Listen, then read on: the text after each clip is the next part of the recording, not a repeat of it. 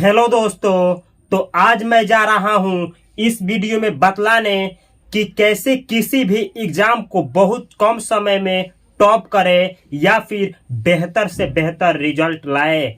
ऐसा इस वीडियो को आप लोग क्यों देख सकते हैं? ऐसा इसलिए कि मैं खुद ऐसा एग्जाम दिया हूं जिसमें 100 में 100 मार्क्स लाया हूं। जैसे 10th क्लास में साइंस में मेरा 100 में 100 है, तो ऐसे ही इस वीडियो में मैं बतलाने जा रहा हूं आपको कि चाहे वो यूपीएससी का एग्जाम हो, चाहे बीपीएससी का हो, 10th का हो, 12th का हो या फिर कोई भी एग्जाम हो, आप आसानी से और बहुत कम समय में इस स्ट्रेटजी के द्वारा क्रैक कर सकते हैं या फिर टॉप कर सकते हैं।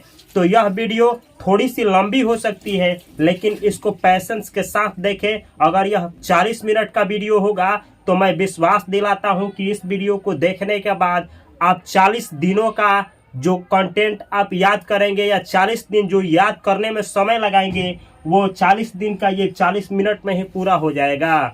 इस वीडियो को शुरू से अंत तक देखें। मैं विश्वास दिलाता हूं कि आपको ऐसे बहुत सारे हैक मिलेंगे कि आप आसानी से एग्जाम को क्रैक कर जाएंगे। जैसे कि यहाँ पे लिखा गया है, एग्जाम टॉप करने का हैक या सीक्रेट्स।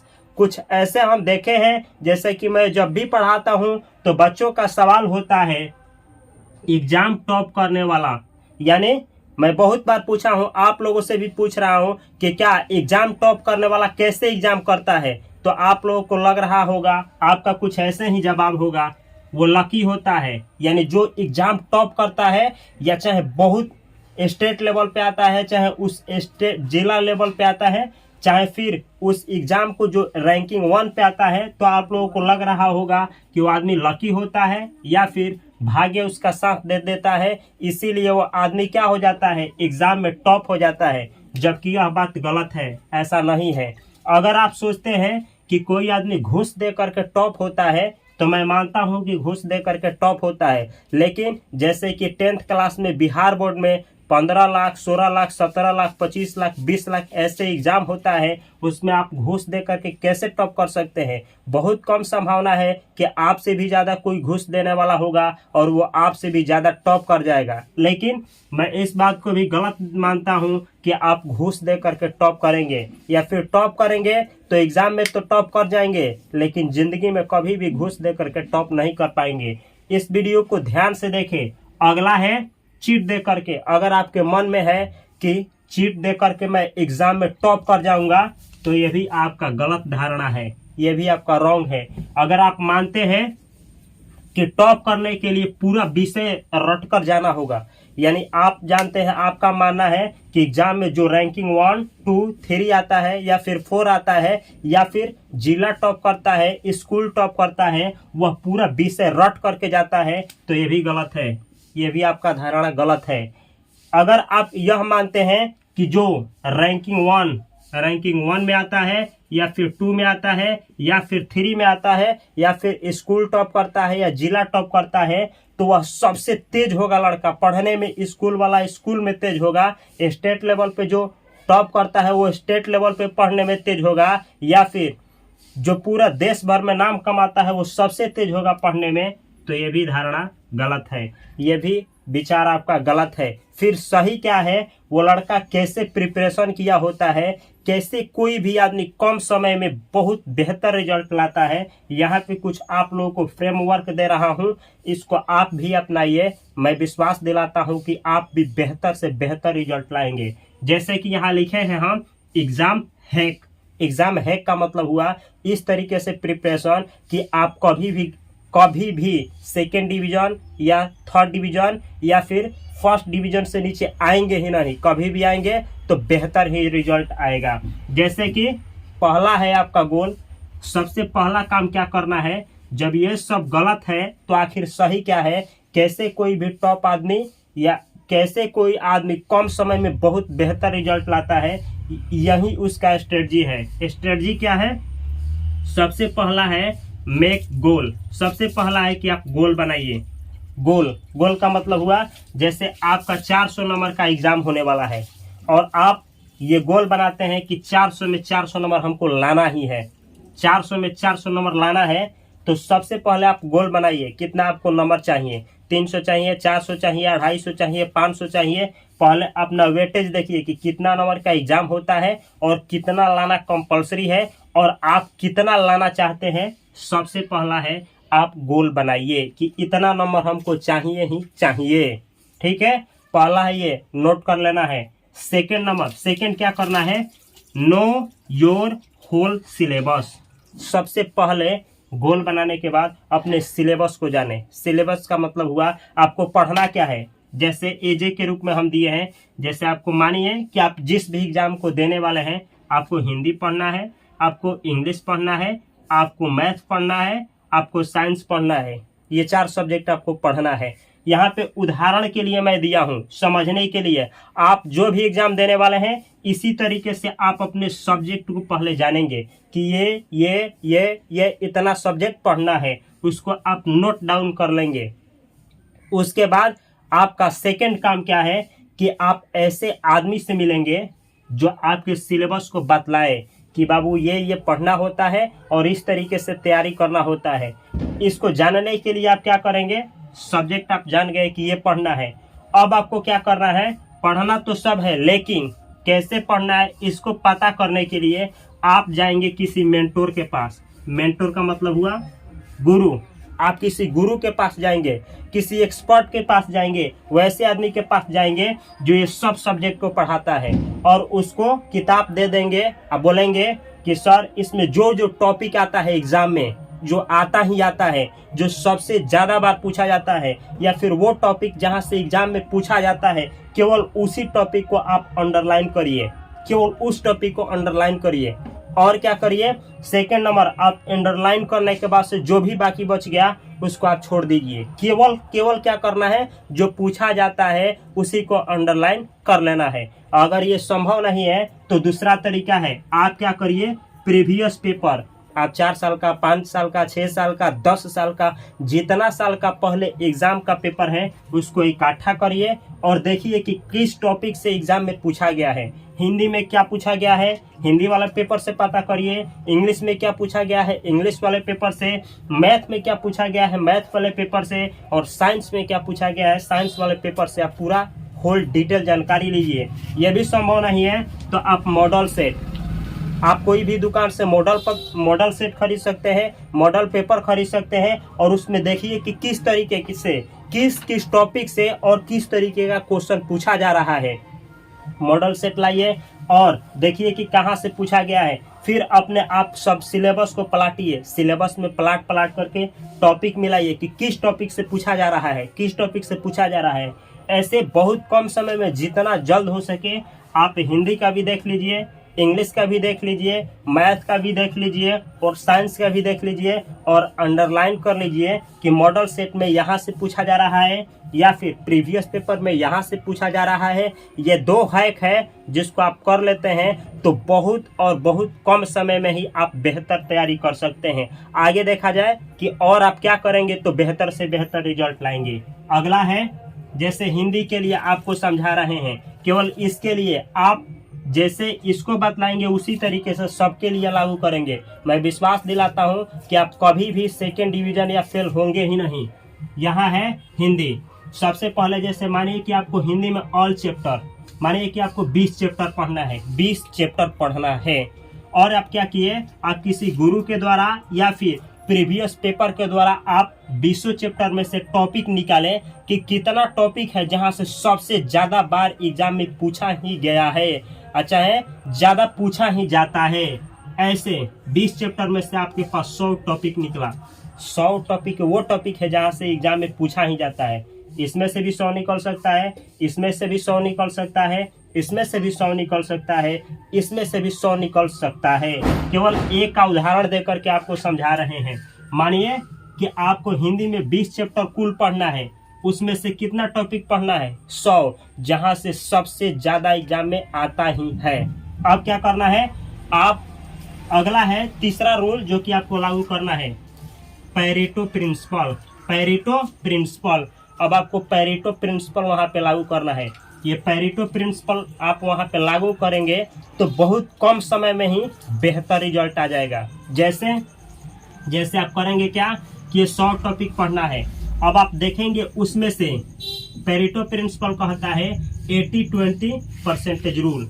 इसका मतलब हुआ कि 80-20 परसेंटेज रूल कहता है कि इस 100 टॉपिक है, 100 टॉपिक में से 20 ऐसे टॉपिक होंगे जहां से 80 नंबर का क्वेश्चन पूछा जाता होगा। 100 में से 20 ऐसे टॉपिक होंगे जहां से 80 नंबर का आपका क्वेश्चन पूछा जाता होगा। और इसमें से बचा कितना, 20 निकालने के बाद से बचा 80 टॉपिक। 80 टॉपिक ऐसे होंगे जिससे केवल और केवल मात्र 20 नंबर का ही एग्जाम में क्वेश्चन आता होगा। आपको पढ़ना क्या है, केवल ये 20 टॉपिक, केवल ये 20 टॉपिक पढ़ करके जाना है जहां से 80 नंबर का क्वेश्चन आता है। जैसे कि आप देख सकते हैं कि इसमें बहुत सारा ऐसा चैप्टर होगा, 20 में से एक ही चैप्टर होगा जहां से ज़्यादा नंबर का पूछा जाता होगा, या फिर उसके अंदर में कोई ऐसा टॉपिक होगा जहां से सबसे ज़्यादा नंबर का क्वेश्चन पूछा जाता है। इस तरीके से आप 80 में से 20 टॉपिक को वो निकालेंगे जहां से 80 नंबर का क्वेश्चन पूछा जाता है, और केवल आप इसी का तैयारी करेंगे, सबसे ज़्यादा इसी का तैयारी करेंगे। जब भी आपको टाइम मिलेगा इसी पे आप ध्यान लगाएंगे। समझ में नहीं आया तो दूसरे तरीके से ये पेरेटो प्रिंसिपल को समझिए। जैसे एक दुकानदार है, यहाँ पे हम समझा रहे हैं, एक दुकानदार है, इसमें 100 सामान रखा है, वो 100 सामान रखा है। 100 में से 20 ऐसे सामान है जिसको बेचता है तो 80,000 रुपया वो कमा लेता है, 80,000 रुपया कमाता है। 100 सामान है, उसमें से 20 ऐसे सामान है जिसको बेच करके वो महीने का 80,000 रुपये कमाता है। लेकिन इसमें से 80 ऐसे सामान है जिसको बेचता है तो केवल 20,000 रुपये कमाता है। इस दुकानदार के पास 100 सामान है, 100 में से 20 को बेचने पे 80,000 कमाता है, और 100 सामान में से 80 सामान को बेचने के बाद 20,000 कमाता है। तो आपको क्या करना है, ये जो 80 सामान है उसको कैंसिल कर देना है, हटा देना है, स्टोर में से ही समाप्त कर देना है। आपको केवल इस दुकान को किससे भरना है, केवल और केवल इस 20 सामान से। यहीं से आपको रिजल्ट मिलेगा। सेम यही है पेरेटो प्रिंसिपल जो कि आपको यहाँ पे लागू करना है। 100 टॉपिक में से 20 टॉपिक निकालिए जहाँ सबसे ज़्यादा क्वेश्चन पूछा जाता है, वहीं केवल पढ़िए और बाकी को साइड कर लीजिए। आपके पास कम समय है तो यही वो कारण है, जैसे कि आपने सुना होगा कि कोई लड़का साल भर से पढ़ रहा है, 365 दिन से तैयारी कर रहा है और उसका एग्जाम में बहुत कम नंबर आया। और कोई लड़का होता है जो 3 ही महीना पढ़ता है और उससे भी ज़्यादा नंबर ला देता है। एक ही रीजन है, जो कम समय में ज़्यादा नंबर लाया है उसको ये पता है कि एग्जाम में क्या पूछा जाता है और क्या नहीं पूछा जाता है, यानी क्या पढ़ना है और क्या नहीं पढ़ना है। और वो जो साल भर पढ़ने के बाद भी पीछे रह जाता है, वो उसको पता ही नहीं होता है कि क्या पढ़ना है और क्या नहीं पढ़ना है। तो वो क्या करता है, पूरा विषय ही रटता रह जाता है, पूरा रट्टा लगाता ही रह जाता है और एग्जाम में बैठता है तो कन्फ्यूजन से गलत करके चला आता है, या फिर उसको टेंशन रहता है कि कैसे हम एग्जाम देंगे, कहाँ से पूछा जाएगा। जबकि जो लड़का इस स्ट्रेटजी को अपनाया होता है वो जानता है कि एग्जाम में कहाँ से आने वाला है और किस तरीके का टॉपिक से क्वेश्चन आने वाला है, क्वेश्चन किस तरीके से पूछे जाने वाला है। तो केवल और केवल ये जो 20 टॉपिक होता है और 80 नंबर का, इस तरीके से वो प्रिपरेशन किया होता है और एग्जाम में जाकर के बहुत कम ही समय में बेहतर रिजल्ट ला पाता है। तो इसको ध्यान में रखना है। अगला है कि मेक डेली स्टडी रूल, मतलब आपको रूटीन बनाना है। रूटीन डेली के लिए, ज़्यादा नहीं, 1 घंटा के लिए बनाइए या फिर 45 मिनट के लिए बनाइए या फिर आप 1.5 घंटा के लिए बनाइए। इस तरीके से रूटीन बनाएंगे, सब्जेक्ट लिखेंगे, उसके बाद टाइम। जैसे रूटीन किस तरीके से बनाना है, मानिए कि यही आपका सिलेबस में पढ़ना है और आपको इन सब्जेक्ट में सबसे कम ये है, कमजोर हैं आप। मैथ में आपको डर है कि इसमें फेल होंगे, अच्छा है मैथ आपको समझ में नहीं आता है, तो रूटीन जब बनाएंगे तो मैथ को 1 नंबर पे रखेंगे, 1 नंबर पे। इसके बाद से हम मानते हैं कि आपका साइंस कमजोर है, साइंस, तो रूटीन बनाएंगे तो इसको 2 नंबर पे रखेंगे। इस तरीके से 3 नंबर पे उसको रखेंगे जो इससे थोड़ा कम समझ में आता है। फिर रैंकिंग से चारों कर लेंगे, टॉप पे उसको रखेंगे जो पूरा समझ में नहीं आता है। और जब आप पढ़ना शुरू करेंगे तो क्या करेंगे, 1 घंटा इसको पढ़ेंगे किसी भी तरीके से। आप सेट से पढ़िए, बुक से पढ़िए, यूट्यूब पे किसी टीचर का वीडियो देख करके पढ़िए, किसी कोचिंग में पढ़िए, या किसी मेंटर के गाइड में पढ़िए, या आप खुद से ही सेल्फ स्टडी करिए। 45 मिनट डेली देना ही है, या फिर 1 घंटा डेली इसको देना ही है। फिर इसी तरीके से 4 सब्जेक्ट है तो चारों को 1-1 घंटा देना है। अपने टाइम के अनुसार टाइम बना लेना है, जैसे कि 2 से 3 बजे तक ये पढ़ेंगे, 4 से 5 बजे तक ये पढ़ेंगे। इस तरीके से जितना भी सब्जेक्ट है आप बनाइए। अब बनाने के बाद से उसको डेली उस टाइम पे, चाहे दुनिया में आग लग जाए, आपको उस टाइम पे बैठ करके अपना स्टडी करना है, अपने होमवर्क को पूरा करना है, अपने SW को पूरा करना है, अपने क्वेश्चन बैंक को बनाना है, अपने सिलेबस को तैयारी करना ही है। अगला है आप ये करने लगे। बहुत सारे लड़के बोलते हैं कि ये सब करने के बाद भी हम भूल जा रहे हैं कि हमको क्या पता है क्या नहीं है, या फिर क्वेश्चन करने पे आंसर नहीं दे पा रहे हैं। उसका एक ही कारण है रिकॉल टेक्निक। ये रिकॉल टेक्निक क्या है आपको बतलाने जा रहा हूँ। इसको आप अप्लाई करिए। मैं विश्वास दिलाता हूँ कि जो भी आप याद करेंगे वो कभी नहीं भूलेंगे। आप जैसे 1 घंटा मैथ पढ़ें, 1 घंटा पढ़ने के बाद 10 से 15 मिनट आराम से बैठिए। बैठने के बाद ये सोचिए कि आज मैंने क्या पढ़ा, जैसे कौन सा फार्मूला याद किया, वो क्वेश्चन बनाने के कौन कौन सा स्टेप था, और कैसे काटने के बाद आंसर आ रहा है, ये आपको जानना है। ठीक है, यही रिकॉल टेक्निक है कि जो भी आप सब्जेक्ट पढ़ें, जैसे चारों पढ़ें, तो जब भी पढ़े 15 मिनट आप रिकॉल करें कि मैंने आज ये सीखा, इस सब्जेक्ट में ये, इस सब्जेक्ट में ये, और इस सब्जेक्ट में ये रिकॉल टेक्निक बोलता है कि इस तरीके से आप हमेशा करते रहिए। और ये याद रखना है कि आज मैथ आप यहाँ से पढ़कर यहाँ तक गए, तो अगले दिन जब बैठे तो यहाँ से पढ़े यहाँ तक, अगले दिन बैठे तो यहाँ से यहाँ तक, अगले दिन बैठे तो यहाँ से यहाँ तक। ये नहीं कि आप 1-2 दिन गैप मार दिए तो फिर ये खत्म हो जाता है, फिर ये कुछ भी काम नहीं करता है।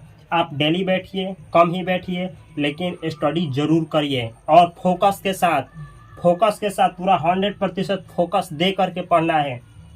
नहीं तो फिर आप रिकॉल नहीं कर पाएंगे, फिर यह आपके लिए कुछ भी काम नहीं करेगा।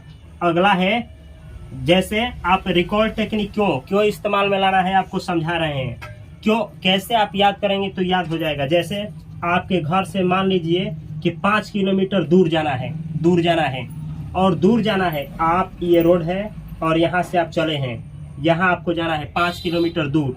एक बाइक पे आपको बैठा दिया जाए और बोला जाए कि यहाँ से यहाँ जाइए, लेकिन याद रखना है, आपको ये ध्यान देना है कि सड़क के इस साइड ये जानना है कि किसका घर है, कहाँ रूम है, कहाँ मकान है, कहाँ पेड़ है, कहाँ बगीचा है, सब कुछ देखना है। और गाड़ी आप रफ्तार में चलाते जाएंगे। यहाँ पे जाने के बाद आपसे जब ये सवाल पूछा जाए कि आप बतलाइए कि रोड के उस साइड आपने क्या क्या देखा, तो मैं गारंटी दिलाता हूँ कि आप जब पहली बार जाएंगे तो पूरा डिटेल में नहीं बतला पाएंगे कि ये मैंने देखा। लेकिन इस कार्यक्रम को आप दूसरा बार करेंगे तो बहुत ज़्यादा चांस है कि पहले वाले से अधिक बतला पाएंगे। फिर तीसरा बार जाएंगे तो उससे भी अधिक, फिर चौथा बार जाएंगे तो फिर उससे भी अधिक। इस तरीके से आप 100वां बार जब गुजरेंगे इसी रास्ते से, तब पूछा जाएगा तो पहले वाले से 100% अधिक बतलाएंगे। आप स्टेप बतलाने लगेंगे कि यहाँ पे ये है, यहाँ पे ये है, यहाँ पे ये है, यहाँ पे ये है, और आप सब कुछ बतलाने का समर्थ रखेंगे। तो ये रिकॉल टेक्निक बोलता है कि ये जो रूटीन है इसको डेली और डेली, जैसे सब्जेक्ट खत्म हो गया फिर इसी को लागू करिए, फिर सब्जेक्ट खत्म हुआ फिर इसी को लागू करिए, फिर ऐसे ही रिकॉल करते रहिए और इस रूटीन को पालन करते रहिए। बार बार करने से, जैसे यहाँ पे आप सब कुछ 100 बार करने के बाद या 50 बार यहाँ से गुजरने के बाद आप सब कुछ बतलाने लगते हैं, वैसे ही किसी भी सब्जेक्ट को कई बार पढ़ने के बाद आप उसका एक दिन मास्टर हो जाते हैं।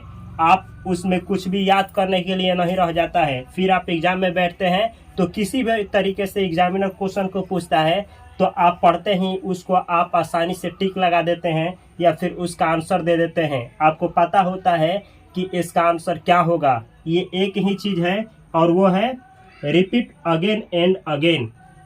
इसी चीज को बार बार रिपीट करते रहना है जब तक कि एग्जाम आपका समाप्त ना हो जाए। एग्जाम से पहले इसको नहीं स्टॉप करना है। अगला है सेल्फ डाउट। कभी भी आपको एग्जाम के समय सेल्फ डाउट नहीं करना है, यानी जब भी आपको डाउट हो कि हो सकता है फेल हो जाए, चाहे कम नंबर आए, इस तरीके का कभी भी डाउट आ रहा है तो आप अपने दिमाग से इसको हटाइए। सेल्फ कॉन्फिडेंस, आप अपने अंदर सेल्फ कॉन्फिडेंस लाइए कि मैं एग्ज़ाम को क्रैक कर सकता हूं, मैं एग्ज़ाम को टॉप कर सकता हूं, और इस मोटिवेशन के साथ इस जर्नी को हमेशा बढ़ाते ही रहिए, आगे पढ़ते ही रहिए। कहा जाता है कि असली चीज़ें आसानी से नहीं मिलती है, और जो चीज़ें आसानी से मिल जाती है वो असली नहीं होती है। तो ये है कुछ ऐसे हैक जिसके द्वारा आप आसानी से नहीं लेकिन मेहनत करके आप असली चीज़ को पा सकते हैं। ये जो भी हम बतलाए हैं ये मेरा खुद का एक्सपीरियंस है, और बाकी जो मैंने टॉप जो भी एग्ज़ाम टॉप करते हैं उनसे पूछने पे यही हैक मिला है। तो आप इसको अपने डेली रूटीन में लाइए, और अगर आपको इस रूटीन के जरिए आपको बेनिफिट हो रहा है तो इस चैनल के कमेंट बॉक्स में आकर के अवश्य कमेंट करिए कि इस वीडियो को देखने के बाद से मुझको फ़ायदा हुआ है, और इस वीडियो को ज़रूर लाइक करिए, इस चैनल को सब्सक्राइब करिए। एक से बढ़ कर के एक कंटेंट आपको इस चैनल पे मिलने वाला है। इस चैनल के प्लेलिस्ट में जाइए और बहुत सारा वैल्यूएबल कंटेंट है, उसको देखिए और अपने नॉलेज को एनहेंस करिए। चैनल के बेल आइकन की घंटी को अवश्य एक्सप्रेस करें ताकि जब भी ऐसे ही वीडियो इस चैनल पर डाला जाए तो आपके पास अवश्य पहुंचे। इस वीडियो को देखने के लिए आप सभी को बहुत सारा प्यार। Thanks for watching.